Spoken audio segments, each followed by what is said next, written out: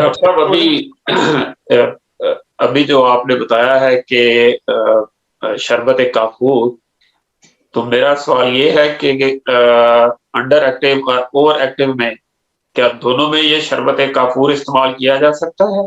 बहुत बहुत शुक्रिया सर, मैं इसके ऊपर चाहता था कि मैं तवज्जो दिला दूं, मेरे दिमाग से निकल गई। ओवर एक्टिव हमेशा ठंडी चीजों से होता है, जैसे दही का इस्तेमाल, बहुत ज्यादा सैलेड का इस्तेमाल करने से। अब लाजमी बात है, इसको सबसे ज्यादा बेस्ट चीज जो है वो हींग है। हींग भी प्योर एसाफेटिडा है।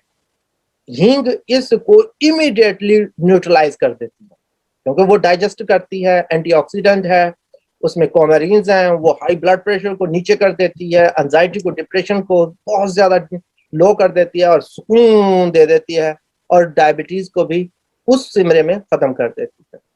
इसका जिद है, काफूर का जिद एसाफेटिडा है, एसाफेटिडा का जिद काफूर है।